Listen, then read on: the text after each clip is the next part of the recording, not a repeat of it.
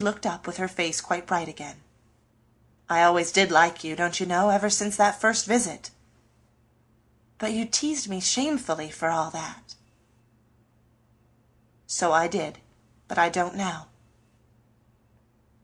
Polly did not answer, and Tom asked with more anxiety than the occasion required, "Do I, Polly?" "Not in the same way, Tom," she answered in a tone that didn't sound quite natural. "Well, I never will again." "Yes, you will. You can't help it." And Polly's eye glanced at Sidney, who was in front with Fan. Tom laughed and drew Polly closer as the crowd pressed, saying with mock tenderness, "Didn't she like to be chaffed about her sweethearts? Well, she shan't be if I can help it. Poor dear, did she get her little bonnet knocked into a cocked hat and her little temper riled at the same time?"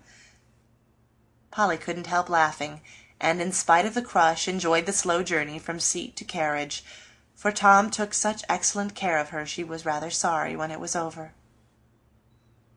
They had a merry little supper after they got home, and Polly gave them a burlesque opera that convulsed her hearers, for her spirits rose again, and she was determined to get the last drop of fun before she went back to her humdrum life again.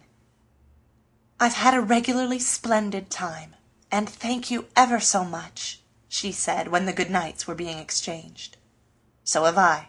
Let's go and do it again tomorrow," said Tom, holding the hand from which he had helped to pull a refractory glove.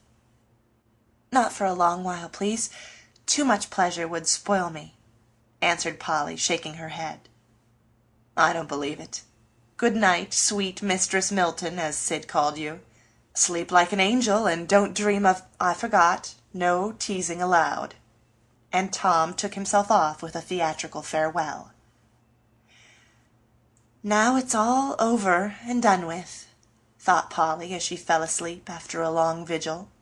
But it was not, and Polly's fun cost more than the price of gloves and bonnet. For having nibbled at forbidden fruit, she had to pay the penalty. She only meant to have a good time, and there was no harm in that, but unfortunately she yielded to the various small temptations that beset pretty young girls, and did more mischief to others than herself. Fanny's friendship grew cooler after that night. Tom kept wishing Trix was half as satisfactory as Polly, and Mr. Sidney began to build castles that had no foundation. End of chapter 12.